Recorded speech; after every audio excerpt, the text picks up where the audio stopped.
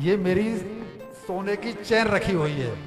मैं जब तक इसे देख रहा हूं, कोई, माफ करना, मैं आपको चोर नहीं कह रहा हूं, मैं ये कह रहा हूं कि किसी की हिम्मत पड़ेगी कि मेरी इस सोने की चैन को कोई उठा ले, क्योंकि मेरी इस पर, अब मेरी नजर इस पर नहीं है तो कोई उठा लेगा। वही हिसाब है इसका कि जिनकी आत्मा तक मर जाती है वो भी इससे तर जाते हैं। वो जो है ना, वो भी निष्पाप हो जाते हैं। हम तुम्हें प्रमाण के रूप में एक प्राचीन इतिहास सुनाते हैं कि भक्ति जिनके जीवन में होती है उनका क्या परिणाम होता है। अब इन्होंने सुनाया है अजामिल प्रसंग। अभी हमारे पास है आधा घंटा, हम आधा घंटा में इस प्रसंग को पूरा करेंगे। हम मजबूर हैं, हम आप सबसे क्षमा चाहते हैं कि हम कथा में जितनी कथा को महत्व नहीं देते, उतना ध्यान इस बात पर देते हैं कि आपके दिमाग में वो बात उतर जाए, फिर वो किसी भी तरह से उतरे। मैंने सुबह के सत्र में ही आपसे कान पकड़ के माफी मांग ली थी कि मैं जरा कड़वा वक्ता हूं, मीठा वक्ता नहीं हूं। कड़वा वक्ता हूं, लेकिन आप मुझे अपना मान करके मुझे सुनते रहना, सहन करते रहना। आपका ध्यान खींचूंगा बात बात पर। अब भक्ति महारानी का प्रसंग सुनाया। अब वो कह रहे हैं कि ये तो कुछ भी नहीं, जिनकी आत्मा तक मर जाती है वो भी इस कथा के श्रवण से मुक्त हो जाते हैं। और तब उन्होंने प्रसंग सुनाया ये आत्मदेव का। आत्मदेव पुरे तस्मिन् सर्ववेद विशारद श्रोत स्मार्ते सुनिश्रांतो द्वितीय एव भास्कर। अब मैं आपका ध्यान खींचूंगा कि ये जो आत्मदेव ब्राह्मण हैं इनके गुण तो देखिए, फिर मैं आपका ध्यान खींचूंगा कि इन गुणों के होते हुए भी इनकी स्थिति क्या है, और इसको हम अपने ऊपर उतारे हैं। ये कथा हम किसी आत्मदेव के लिए नहीं कर रहे हैं, ये कथा हम किसी नारद जी के लिए नहीं कर रहे हैं, सनकादिक के लिए नहीं कर रहे हैं, नहीं सुन रहे हैं, हम अपने कल्याण के लिए सुन।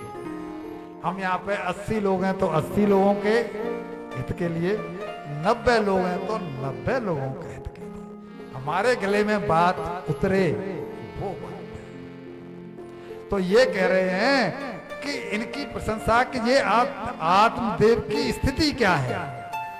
वे विद्वान हैं, श्रोत स्मार्त कर्मों में निपुण हैं। दूसरा गुण, पहला क्या बताया हमने, विद्वान हैं।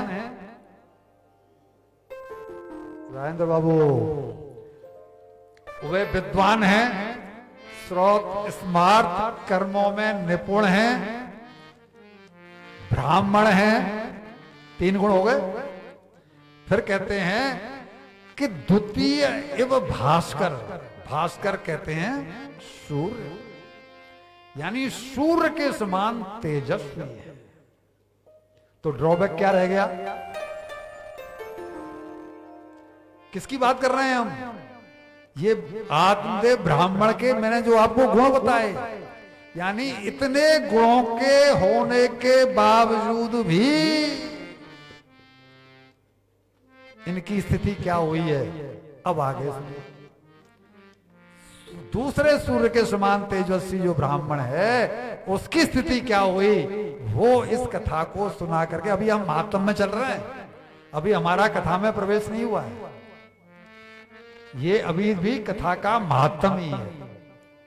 ये महात्म किस लिए बताया जाता है कि इससे हम जान लें कि इस कथा का महात्म इन्होंने ये किया और उनके साथ में वो हुआ, किन किन ने इससे क्या पाया और किन किन ने इसको न करके क्या क्या गंवा दिया।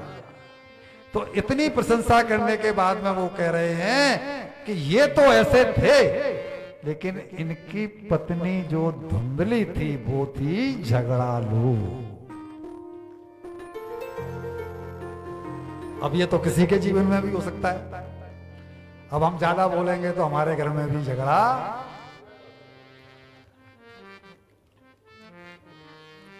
अजी आप हंसे क्यों? सबका है संभव है, सब क्या होता ही है, बोला क्या खास बात है?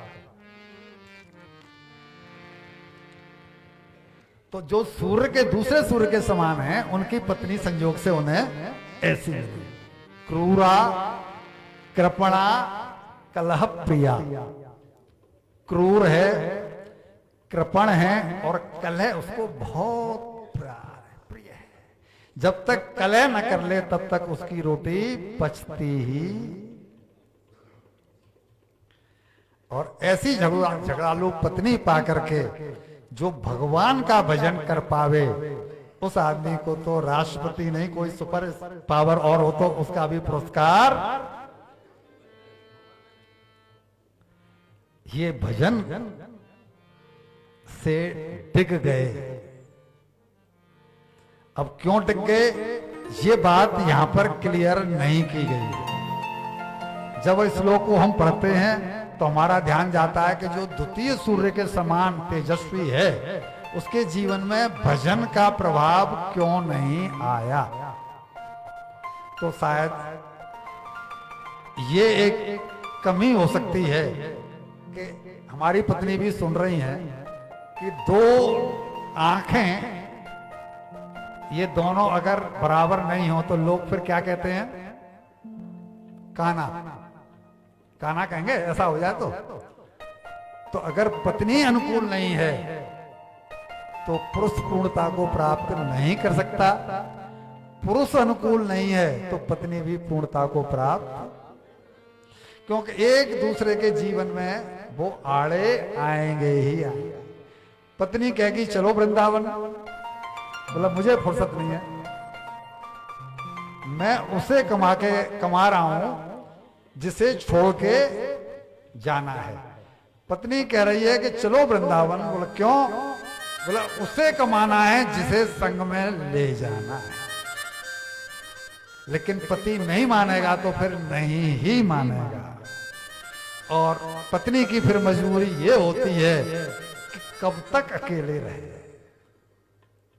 वैराग्य जीवन में इतना प्रगाढ़ हो तब तो संभव है पत्नी अकेली रह ले, वरना बड़ा मुश्किल काम है साहब। पुरुष तो एक बार को रह भी ले, महिला रहे तो 50 प्रश्न पैदा हो जाते हैं। समाज है। और वही हुआ कि ये जो है ना इतनी झगड़ालू थी तो इनके जीवन से भी भजन निकल गया। और परिणाम उसका ये हुआ कि ये कलह प्रिया पत्नी के चक्कर में इनको कोई दुर्भाग्य इनका रहा कि कोई संतान इनको नहीं हुई। अब ये कोई पूर्व प्रारब्ध रहा होगा कि इनको संतान नहीं हुई। अब इन्होंने जो हम लोग करते हैं वो सारे प्रयास किए संतान प्राप्ति के लिए, और यहां तो ये लिखा है कि इन्होंने अपना आधा धन समाप्त कर दिया। उपाय करते करते इस ओझा के पास जा, उस पंडित के पास जा, ये करो वो करो, आधा धन समाप्त कर दिया किसी तरह से संतान हो जाए। लेकिन प्रारब्ध में नहीं थी, इसलिए संतान नहीं हुई। और अब ये जो पंडित जिनके बारे में हमने बताया कि द्वितीय भास्कर, दूसरे सूर्य के समान जो ब्राह्मण तेजस्वी था, बोला जब संतान नहीं है तो फिर जीने का फायदा क्या है? ये काहे का असर है? काहे का असर है? ये सत्संग न होने का असर है। जब हमें फायदा दिखाई पड़ता है संसार में, व्यवहार में, परिवार में, जब हमें फायदा दिखाई नहीं पड़ता है अध्यात्म में और परमार्थ में। अब चूंकि झगड़ालू पत्नी है, वहां कोई सत्संग का कारण नहीं है। ये विद्वान तो है, विद्वान पुस्तकें पढ़ के विद्वान हो जाना अलग बात है। विद्वता एक अलग चीज है। जो विद्वान होगा, जिसे विद्वता कहते हैं, उसके रहते आदमी संसार में फंस ही नहीं सकता। हम सुनाएंगे, हमारे पास समय कम है, बहुत कम समय रह गया, केवल 25 मिनट बाकी हैं, नहीं तो हम इस पर बहुत अच्छा दृष्टांत देते। ये संभव ही नहीं है कि विद्वान व्यक्ति इस झमेले में बहुत दिनों तक फंसा रहे, ये फंसे रहे, और ये अपने प्राण छोड़ने के लिए बस जी करके लाभ क्या। जब हम ये कहते हैं कि पुत्र नहीं है इसलिए मर जाना श्रेयस्कर है, आप में से कोई कह सकता है कि विद्वता है, बुद्धिमानता है। पुत्र नहीं है, ये प्रारब्ध आपका खोटा है, तो उसके लिए मरने से पुत्र हो जाएगा। लेकिन ये विप्र जिसकी कि हमने इतनी प्रशंसा की अब तक, ये मरने के लिए चल दिया कि जब पुत्र ही नहीं है तो फिर जिंदा रह के क्या लाभ। ये अभागापन है जीव का। सुबह के सत्र में हमने कितनी प्रशंसा की इस मानव देह की, सत्संग की, कथाओं की, कि अमृत भरा कलश, और परीक्षित ने वापस कर दिया कि मुझे तो कथा चाहिए। और हम लोग सत्संग में जाना नहीं चाहते, सुनना नहीं चाहते, तो ये हमारा अभागापन नहीं तो फिर और क्या कहेंगे। ये तो बन्नक बन जाए तो लपक लेना चाहिए, लपक लेना चाहिए। पहले तो बन्नक ही नहीं बनता, और कोई बन्नक बन जाए तो फिर छोड़ना ही नहीं चाहिए। इनसे भूल वही हुई, और ये मरने के लिए बोला आत्महत्या कर लेना ठीक है, और जंगल में चले गए। ब्राह्मण आत्मदेव, और जंगल में जाकर के एक नदी के किनारे इन्होंने पानी पिया, और शरीर छोड़ने के लिए तैयारी में थे कि तभी एक संत वहां पर आए। संत ने भी पानी पिया, और नदी का पानी पी करके दोनों पेड़ के नीचे बैठे हैं। और इसे मैं कहता हूं व्यक्ति का प्रारब्ध जागृत होना। क्यों साहब, उसी समय संत क्यों आए? जब ये मरने के लिए गए, पेड़ के नीचे बैठे, पहले उन्होंने गंगा जल पिया, फिर इन्होंने गंगा जल पिया, और हृदय में थोड़ी शांति मिली, और तभी वहां पर इनके मन में आया कि इन संत से शायद कोई समाधान मिल जाए। और जैसे ही इनके मन में आया तो संत तो त्रिकालदर्शी होते हैं, उन्होंने जान लिया कि ये भक्त कुछ व्याकुल है, और पूछ लिया कि क्या बात है, आप क्यों रो रहे हैं, आप क्यों व्याकुल हैं, आपके इसका क्या कारण है। तब ये फूट फूट कर रोने लगा कि मैं इसलिए दुखी हूं कि मेरे घर में कोई संतान नहीं है, मैं संतानहीन हूं। तो संतानहीन व्यक्ति के जीवन में कोई रस नहीं है, तो क्या हम सब रस से भरे हुए हैं? सबको संतान है। ये क्या कह रहे हैं कि संतानहीन व्यक्ति के जीवन में रस नहीं होता, तो उसका अपोजिट क्या जाएगा कि जितने भी संतान युक्त हैं वो सबके सब रस से भरे हुए हैं। यही तो हुआ ना। तो ऐसा है क्या? तो इनकी भी सोच गलती तो है, यही तो मानना पड़ेगा। और वो ही संत ने इनको समझाया कि ये आपकी सोच गलत है, कि संतानहीन व्यक्ति को तो मर ही जाना चाहिए, और उसके जीवन में तो कोई रस ही नहीं है। तो भाई संतान से रस का क्या संबंध? ये तो प्राय व्यवहारिकता है। आदमी आता है 50 साल तक, 25 साल उसने ब्रह्मचर्य का पालन किया, गृहस्थ जीवन में प्रवेश किया, 25 साल अपना गृहस्थ जीवन का सुख लिया, और संतान की प्राप्ति हुई, और 50 साल के बाद में वानप्रस्थ लेकर के उसने अपने कल्याण का रास्ता चुना। ये तो तरीका है। ये क्या तरीका हुआ कि आप कह रहे हैं कि संतानहीन व्यक्ति को तो मर जाना चाहिए? और तब उन्होंने विचार किया कि ऐसा इसके दिमाग में क्यों आ रहा है।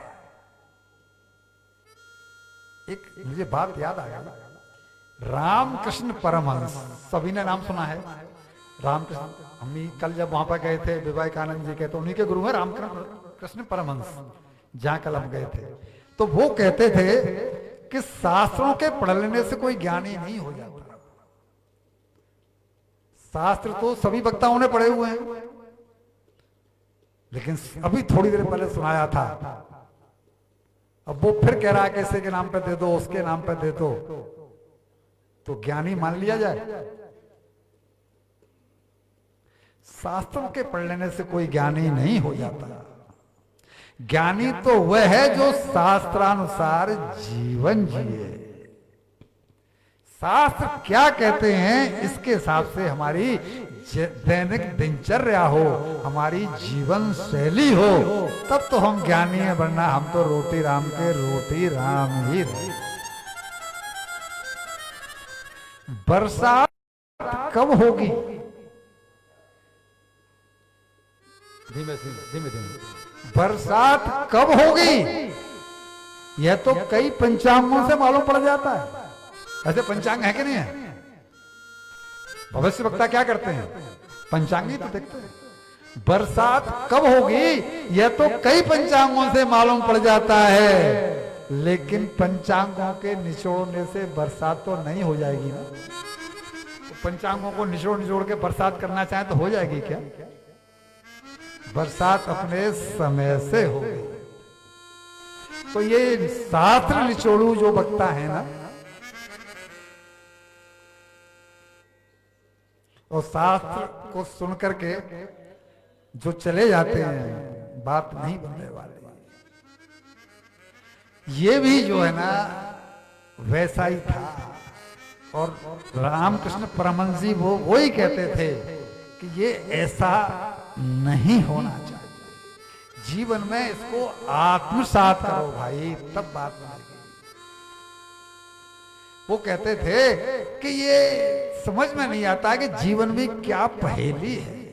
ये शादी वाला लड्डू है, जिन्होंने खा लिया है और जिन्होंने नहीं खाया है वो जीव लपलपा रहे हैं, कब हो कब हो कब हो। और जिन्होंने खा लिया है वो कह रहे हैं क्या मुसीबत लगी, क्या मुसीबत लगी, क्या मुसीबत।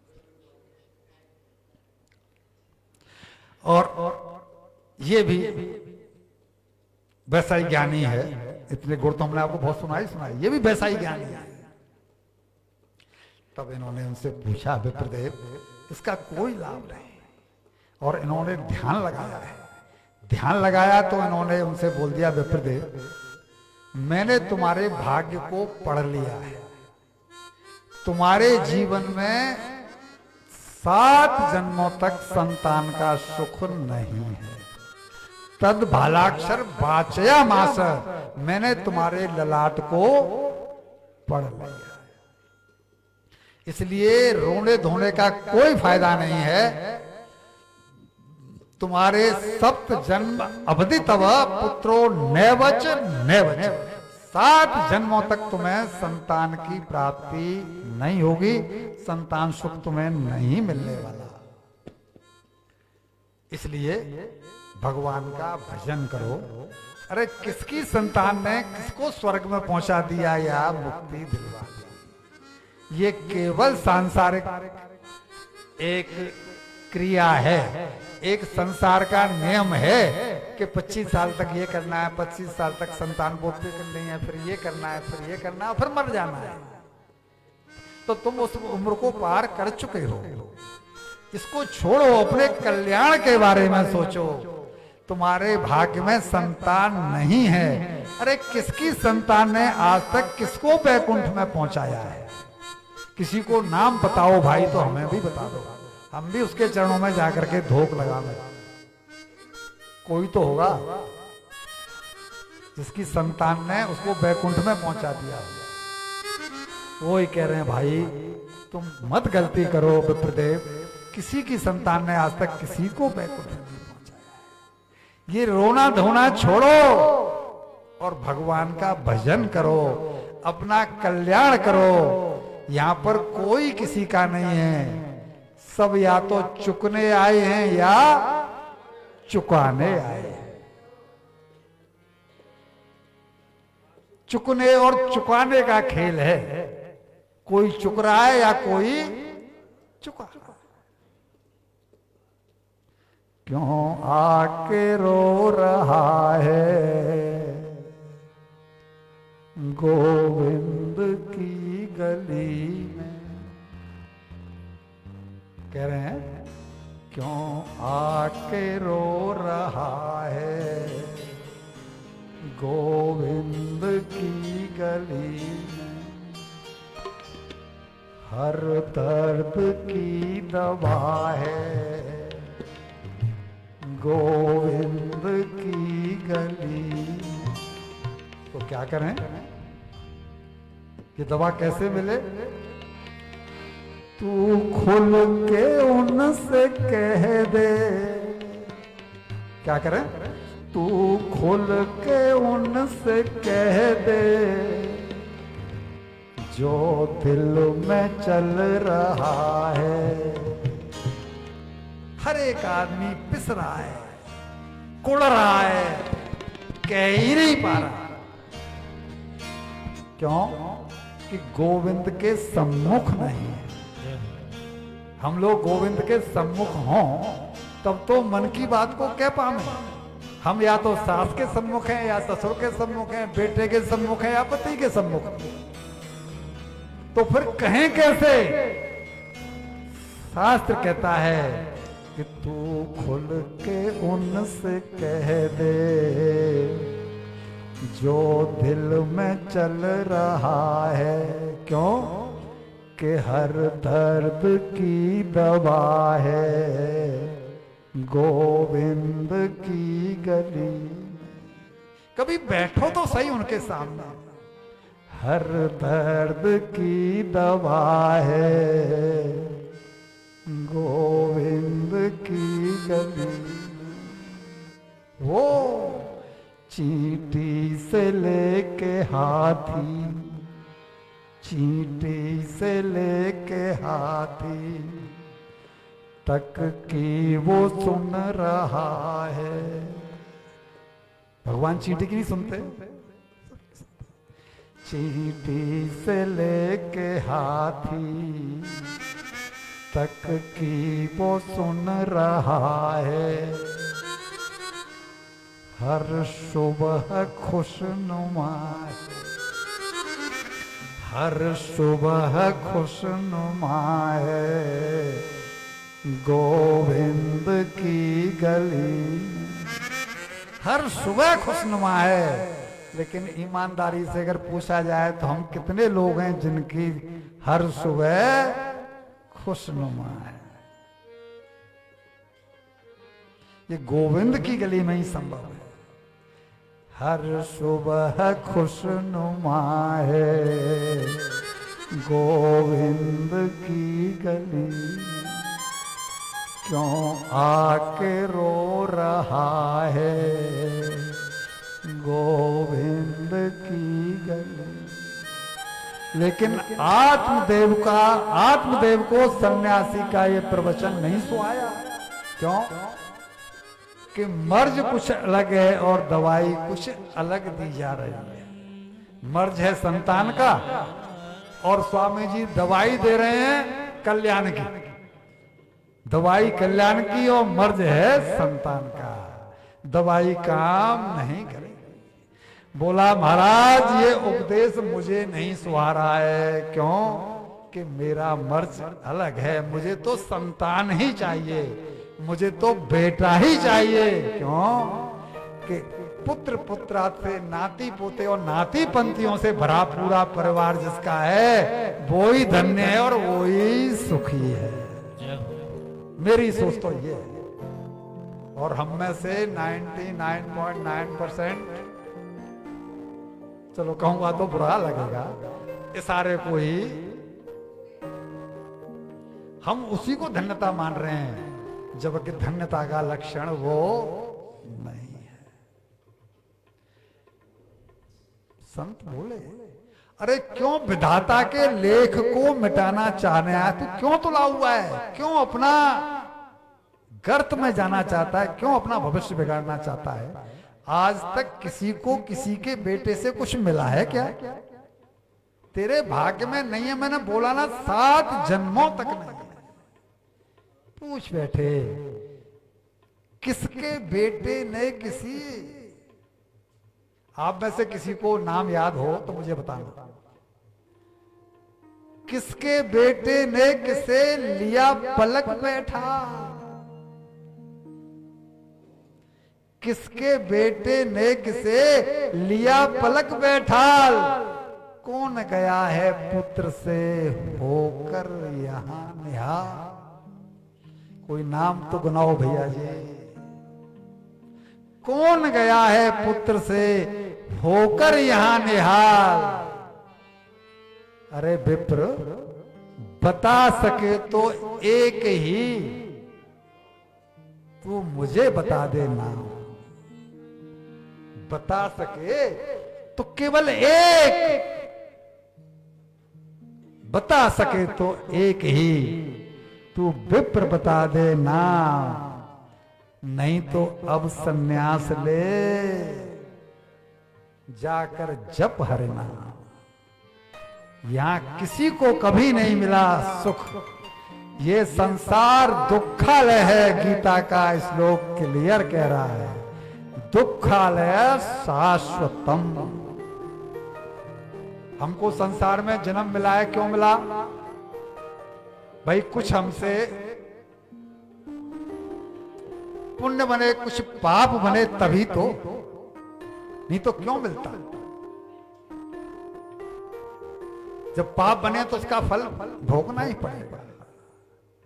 ये संसार दुखालय है, इसे मान जा, छोड़ दे। आज तक कभी किसी को नहीं मिला, लेकिन वो सर ही पीटने लगा कि मैं तो आपके चरणों में ही प्राण छोड़ दूंगा अगर मुझे आपने पुत्र नहीं दिया तो।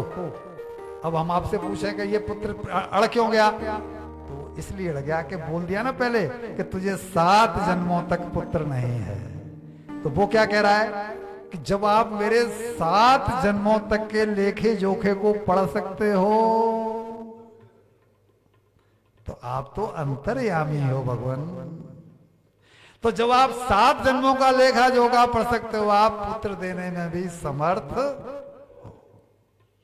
अब तो मैं पुत्र प्राप्त करके ही रहूंगा, वरना आपके चरणों में ही प्राण त्याग दूंगा। संत बोले बड़ा जिद्दी व्यक्ति है, समझने को तैयारी नहीं है। मैं आपसे नहीं कह रहा हूं, आप सब कान बंद कर लो, क्योंकि आप सबको छोड़ करके ज्यादातर लोग वैसे ही। शास्त्र कह रहे हैं, संत कह रहे हैं, जहां भी हम जाते हैं कहां सुनने को मिलता है कि औलाद पैदा करो, औलाद के सहारे ही लगाते रहो। इन दादियों को पूछो कि नातियों के पोतों के मल साफ कर रहे हैं, क्या सुख मिल रहा है? लेकिन दादी को लगता है कि अगर ये सुख प्राप्त नहीं किया तो जीवन अधूरा।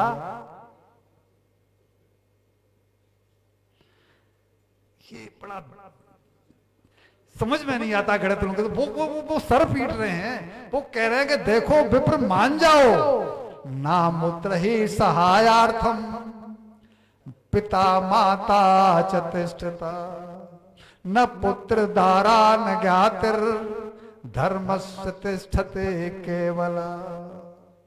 परलोक में न तो माता काम आती है, न पिता काम आता है, न पुत्र काम आता है, न स्त्री काम आती है, न संबंधी काम आते हैं, न पति काम आता है। अरे विप्र मान जाओ, वहां तो केवल एक धर्म काम आता है। उस धर्म को कमाओ। तुम सर पीट रहे हो, ये तुम्हारी मूर्खता के अलावा कुछ भी सिद्ध नहीं होगा। ये गलती छोड़ दो, ये गलतियां मत करो। लेकिन वो नहीं माना। उन्होंने फिर समझाया तो नहीं माना।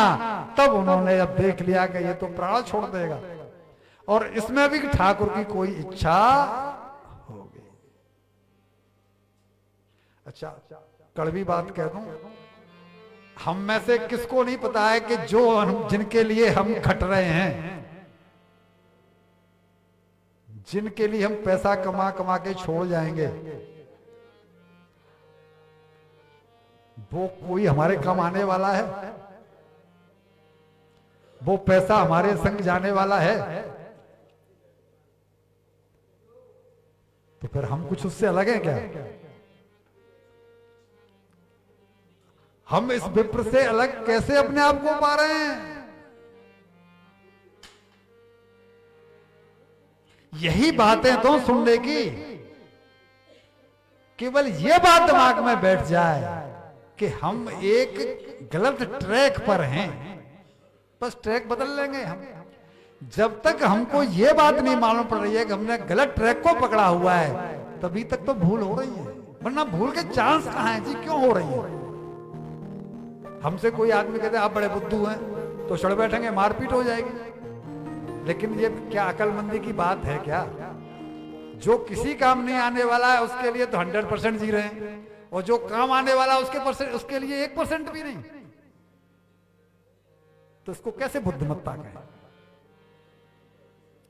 नहीं माना तो उन्होंने एक फल उसको दिया कि विप्र तुम नहीं मान रहे हो, मेरे सामने प्राण त्यागने पर उतारू हो, इसलिए मैं तुम्हें ये फल दे रहा हूं, तुम अपनी ब्राह्मणी को जाकर के ये फल खिला देना और उसको दिव्य संतान की प्राप्ति होगी। क्यों? कि ये मेरा आशीर्वाद रूपी फल है।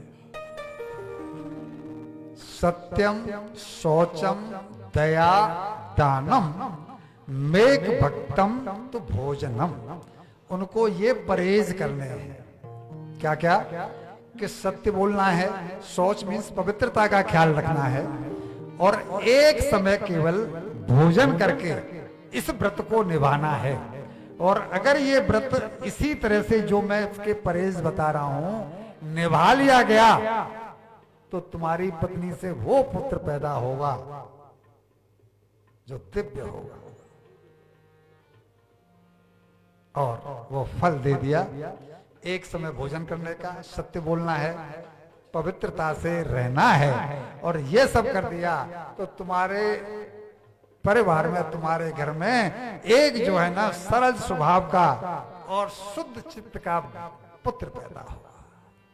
ईश्वर तुम्हारा भला करे। और ला करके वो फल इसने दे दिया ब्राह्मणी को। अब ब्राह्मणी का प्रसंग तो हम आपको पहले बता ही चुके हैं कि वो कैसी थी। अब ब्राह्मणी ने हिसाब लगाया कि ये फल मैंने खाया तो बालक आ जाएगा, तो मैं भोजन पूरा नहीं कर पाऊंगी, या ये नहीं खा पाऊंगी, या वो नहीं खा पाऊंगी। और ये तो कह रहे हैं कि एक टाइम ही भोजन करना है, तो फिर तो मेरा गुजारा ही कैसे होगा। और ये तो कह रहे हैं कि सत्य बोलना है, और मैं बिना जब तक झूठ नहीं बोलूं तब तक मेरा तो भोजन पचता ही नहीं। तो वो चिंता में पड़ गई कि जी तो मुसीबत वाला काम हो गया, ये मेरे हिसाब से सूट नहीं कर रहा है। अब विप्र ने तो समझा कि इतनी बड़ी उपलब्धि हमें हो रही है कि हमारे घर में एक पुत्र आएगा, और वो भी ऐसा पुत्र आने वाला है, तो कोई भी समझदार पत्नी होगी तो फौरन, लेकिन वो तो समझदार, और उसने उस फल को नहीं खाया कि पेट भर जाएगा। तो अगर गांव में डकैत आ गए तो मैं भागूंगी कैसे? गांव में डकैत आ गए तो मैं भागूंगी कैसे? और संजोग से जब जापा होगा, डिलीवरी का टाइम आया, तो घर में ननद आएगी,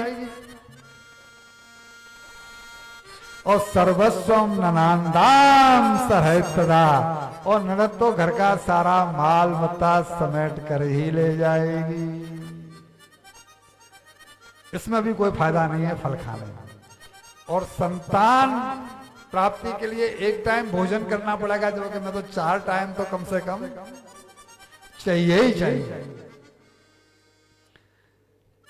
और कहीं ये सुखदेव जी की तरह से 12 साल तक पेट में ही अटका रह गया, तो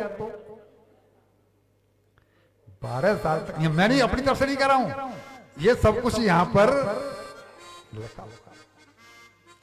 12 साल तक पेट में ही ये रहा, बाहर ही नहीं निकला, तो मेरा तो चलना फिरना, और मैं तो जब तक 10-20 बुराइयां नहीं कर लूं, भलाइयां नहीं कर लूं, तब तक खाना पचता नहीं। और ये कह रहे हम सत्यम शौचम, अरे इनका पालन कैसे होगा? तो उसने वो फल नहीं खाया। और तब उसकी संजोग से गांव में एक बहन रहती थी, बहन आई, इसको चिंता तो देखा, तो पूछा बहन क्या बात है, तुम्हारे चेहरे पर आज प्रसन्नता नहीं है। तब बता दिया कि ऐसे ऐसे तेरे जीजाजी एक फल लेकर के आए हैं और उन्होंने ये शर्तें बताई हैं कि अगर ऐसा हो गया, मैंने ये नियम का पालन किया, तो मुझसे एक बड़ा ही उत्तम प्रकृति का बालक उत्पन्न होगा, लेकिन मुझसे तो ये कोई निभेगा ही नहीं, और ननद आएगी तो घर का सारा माल मत्ता ही समेट करके ले जाएगी। ये बात मुझे समझ नहीं है। लिखा है यहाँ पर, लालने पालने दुखम प्रसूता यास वर्तते, उसके लालन में कष्ट, उसके पालन में कष्ट, प्रसूता अवस्था की ये स्थिति, मेरी समझ से तो बंध्या व विधवा नारी सुखनी चेत में मती, मेरी बुद्धि से तो वही महिला सुखी है जो या तो बंध्या हो अथवा विधवा हो। बंध्या या विधवा नारी, अब ऐसी महिला को पति कैसा मिला है? आत्मदेव जैसा। ये धुंधली कौन है? ये धुंधली कोई महिला नहीं है, ये धुंधली हमारी मति है, हमारी बुद्धि है। ये बुद्धि को जब तक हम स्नान नहीं कराएंगे ना कथा भागवतों में, तब तक ये बुद्धि सुधरने वाली नहीं है। हम कथा भागवतों को टाइम पास करने का साधन बना चुके हैं। वक्ताओं का भी यही है कि वो गाना बजवाने में और भजन सुनवाने में वक्ताओं को भी लगता है कि हमें क्या लेना देना,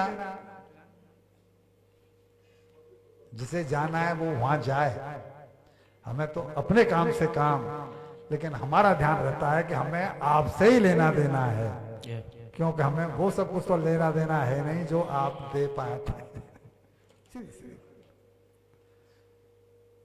ये सब बातें जो है ना, और इसने तर्क कुतर्क करके उल्टा सीधा तत्फलम नैव भक्षतिम, इसने वो फल खुद न खा करके और अपने घर में पलने वाली गाय को खिला दिया। क्यों कि वो जो इसकी बहन आई थी उसने सलाह दी थी। वो क्या कह रही है कि तू चिंता क्यों कर रही है, क्यों पतली पड़ रही है? मैं क्या करूं? 9 महीने पीछे जब पतिदेव पूछेंगे कि बालक क्यों नहीं हुआ, तब क्या जवाब दूंगा? तब वो बोली तू चिंता मत करे, इस फल को तो खिला दे गाय को, तेरे घर में जो गाय पल रही है, और मैं गर्भवती हूं, जो मेरी संतान होगी मैं तुझे ला करके दे दूंगी। तू आज से ही पेट पर कपड़ा बांध के और घर के भीतर रहना शुरू कर दे और ये अनाउंस कर दे कि मैं प्रेग्नेंट हूं, और 9 महीने पीछे इस पट्टी को खोलना जो पेट पर तूने बांधी हुई है, और मैं तुझे चुपके से अपना बालक जो मुझे होगा वो दे जाऊंगी, और तू मेरे पति को कुछ धन दे देना। तेरे घर में कोई खाने वाला नहीं है और मेरे घर में पलटन पड़ी हुई है, लेकिन भोजन के दानों के लाले पड़े हुए हैं। दोनों की बात बन जाएगी। ये तो धुंधली है ही, उसने उसकी बात स्वीकार कर ली। परिणाम क्या हुआ? पतिदेव ने पूछा तुमने फल खा लिया?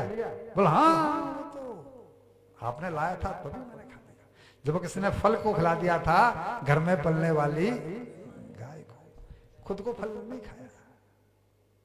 और अब समय हमारे पास कम है, 8:05 हो चुके हैं, हमें कथा को विराम देना है, इसलिए शॉर्ट में चल रहे हैं। अब इसने वो फल तो खाया नहीं, वो तो खिला दिया गाय को, और जब इसने पट्टी बांध ली पेट पर और बहन को ये आश्वासन मिल जाने के बाद में कि मैं तुझे अपना बालक दे जाऊंगा, ये निश्चिंत हो गई। ये हिस्ट्री की पहली महिला रही होगी जिसने गर्भ में ही बालक को बेच दिया। धुंधली क्या है? धुंधली हमारी मति है, बुद्धि है। हम लोगों की ये जो मति है ना, बुद्धि है, वो इतनी धुंधली हो चुकी है कि हमको न तो पाप नजर आ रहा है, न पुण्य नजर आ रहा है, न अपना नजर आ रहा है, न पराया नजर आ रहा है। है कि क्या हमारे हित में है और क्या हमारे अहित में है। और इसने जब वो फल खुद तो नहीं खाया, गाय को खिला दिया, परिणाम में क्या हुआ कि जब 9 महीने पूरे हो गए तो वो अपना बालक चुपके से, बहन को जो बालक हुआ वो चुपके से इसको दे गई और इसने अपनी पट्टी खोल के अनाउंस कर दिया कि मुझे बालक हो गया है और बेटा हुआ है। तो बड़ा जश्न मनाया आत्मदेव ब्राह्मण ने कि घर में पुत्र आया है। लेकिन पुत्र आया किसका है? किस मां का आया है? जिसने पेट में ही अपने बालक को बेच दिया। होगी कोई दूसरी मां ऐसी जिसने कि गर्भ अपने पेट के बालक को ही बेच दिया।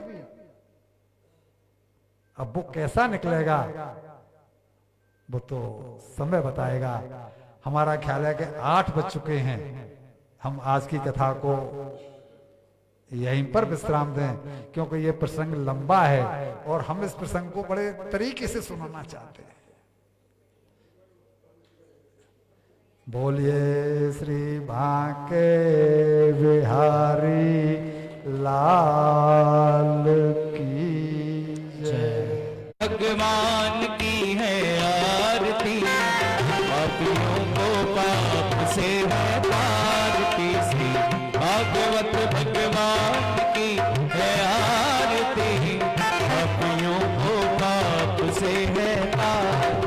ये अमर ग्रंथ, ये मुक्ति पंथ, ये पंचम वेद निराला, नव ज्योति जगाने वाला।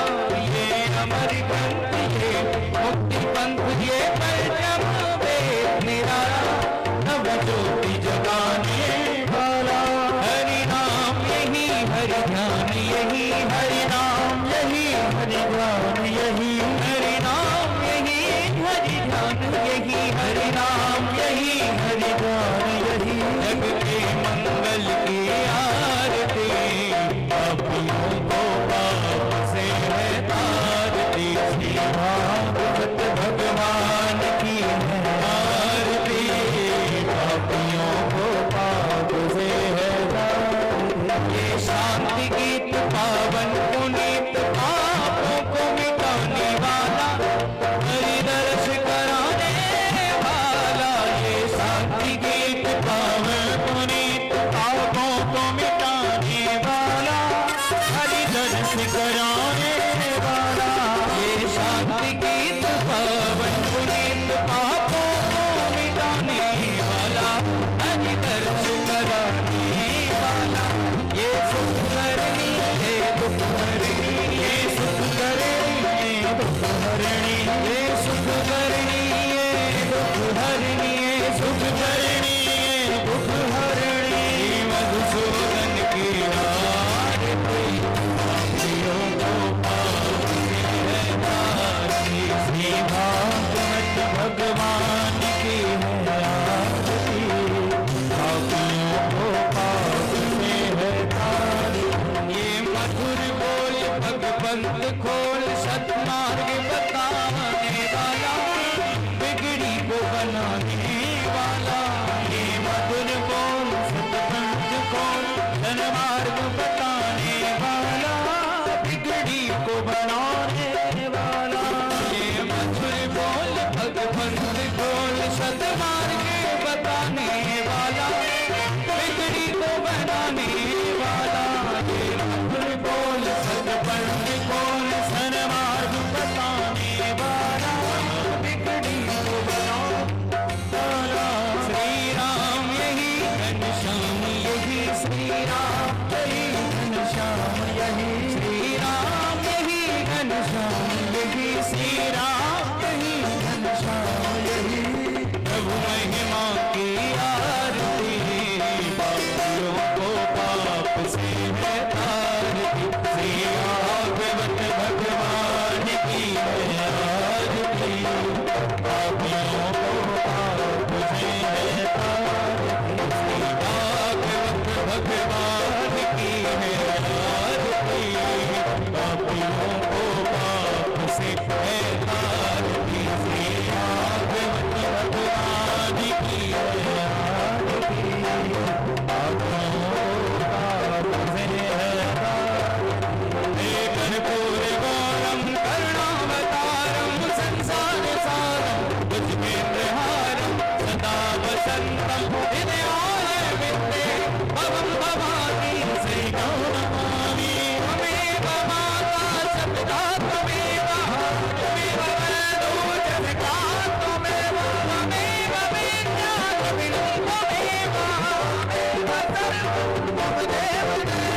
त्वमेव सर्वं मम देवदेवा त्वमेव सर्वं मम देवदेवा त्वमेव सर्वं मम देवदेवा त्वमेव सर्वं मम देवदेवा।